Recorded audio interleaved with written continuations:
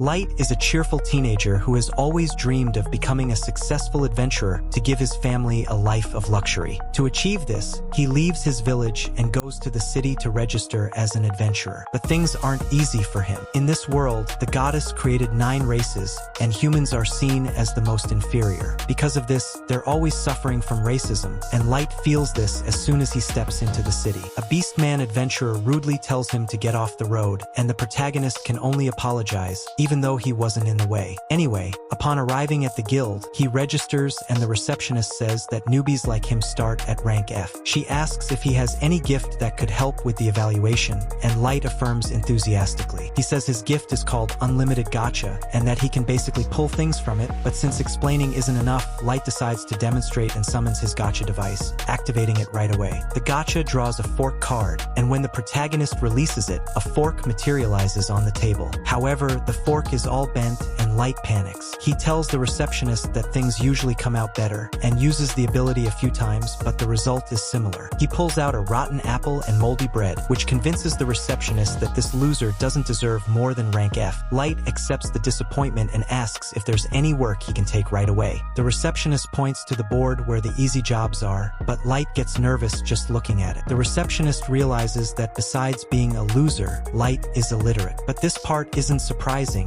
since humans have low literacy rates. She says he can do basic tasks like carrying stones and collecting wood, but that pays much less than other jobs. Light accepts, and after a day of hard work, he gets enough money to rent a room. He still needs to rely on his gacha for food, but he's confident he'll manage. However, a gang of beast men has another plan for him, and they stand in his way on purpose so Light bumps into them. The leader starts yelling at Light for bumping into him and dirtying his clothes. Before they take his bag, Light panics, begging them to return the money because he wouldn't have anywhere to stay, but the werewolf simply punches him, saying he needs to pay for the laundry. The beast men leave him on the ground in a puddle of mud, and everyone who passes by tells him to sleep in the dirty slums with the rest of the humans. Light feels completely hopeless, but suddenly, someone extends a hand to help him. Instinctively, he takes the hand of the beautiful elf in front of him, but a second later realizes that his own hand was covered in mud. Light backs away, apologizing to the elf for dirtying her hand, but she says it's okay. She assures him she won't hurt him, but years of racism and discrimination don't let him believe it. To prove it, the elf kneels down and hugs him, and Light is speechless. Even with people on the street mocking the elf for lowering herself so much for a human, she helps Light get up. Behind the elf is a group with people of different races, who introduce themselves as the Concord of Tribes group. They explain that they're a group formed by one member of each species created by the goddess, and they were missing a human. The beastman Garu introduces himself first, followed by the elf Sasha, who tells Light about the rest of the members. There's Drago, the Dragonborn, the Demon Diablo, the Oni Abaro, the Dark Elf, the Dwarf Nano, and the Centaur Santer. Garu says they were just looking for a human to complete the group, and then Shaun adds that they created the group to end racism and create a world where everyone is treated equally. Light thinks it's too good to be true, but he can't miss the chance with this wonderful group, and happily agrees to join the Concord of Tribes. Soon they start adventuring,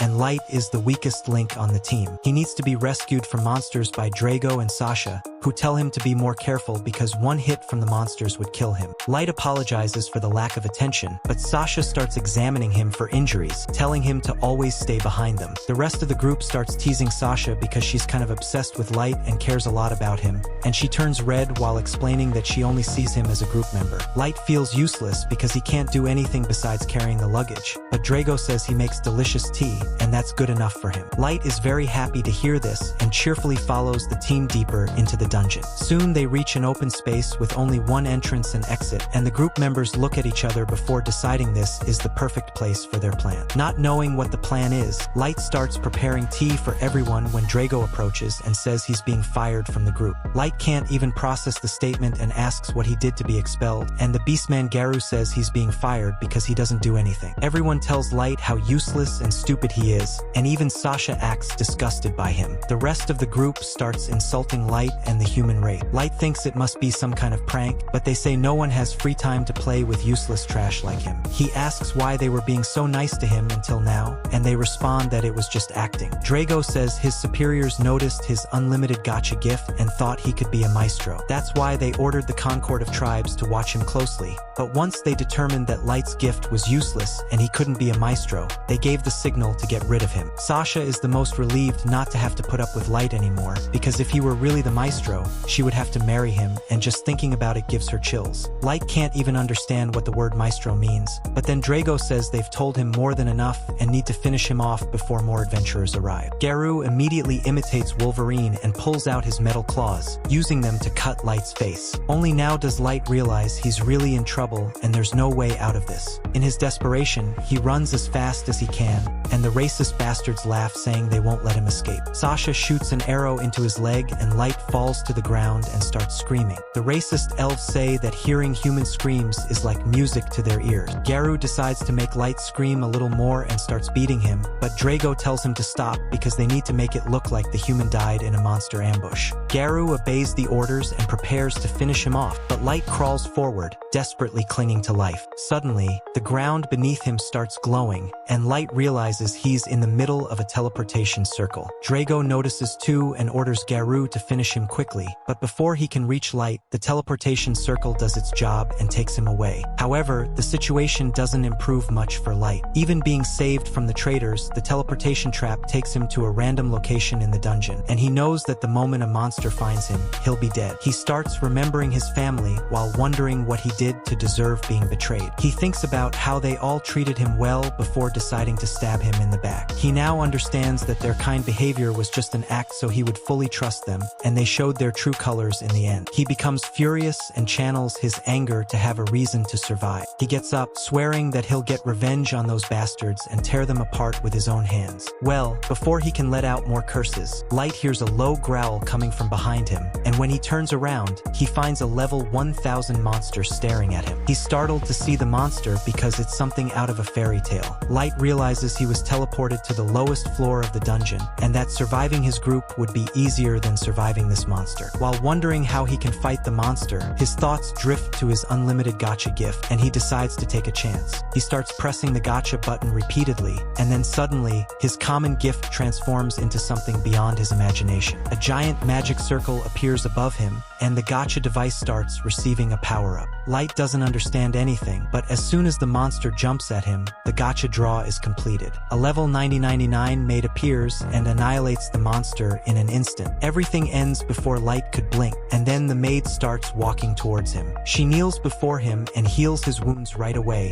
saying she couldn't bear to see his soft, silky skin injured. Then she healed without asking permission. Light can't believe he's perfectly fine now, and then the maid asks his name. He introduces himself as Light, and the maid is very happy to know his name. She swears by the maid's code of honor, promising to serve him until death. Light says it's okay, but that she should at least say her name first. The girl introduces herself as May, the ever-searching maid, and tells Light she came from a super ultra rare card in his unlimited gacha. Well, Light refuses to believe that a level 9099 maid would come out of his useless gift, but May asks permission to use her evaluation skill on his gift to read the finer details. He grants it right away, and May uses her ability to discover that his abilities are hidden under a very strong concealment, and anyone below her level can't even see them. She tells Light that his unlimited gacha is much more useful than he thinks. The cards it draws depend heavily on the mana density of his location, and apparently there's another rarity class beyond May's super ultra rarity. May explains that the mana density on the surface is very low, but in the depths of the dungeon, the air is full of mana, which allowed her to be summoned. She praises Light's bravery in coming alone to the depths of the dungeon to unlock the full potential of his gift, and he tells her he's a loser who couldn't even get close to the dungeon on his own. He starts crying as he tells how his group betrayed him in the dungeon. He starts lamenting about how they promised they wanted to create a world free of discrimination just to deceive him, and then swears he'll get revenge on them. May suddenly hugs him, saying she can't understand what he went through, but she'll do whatever he wants, and destroying the bastards who hurt him won't be too difficult for her. However, Light says she can't do that, and it's not because he's a good guy, he just wants revenge with his own hands, but that's not possible now because he's too weak. He swears he'll make them all suffer before killing them,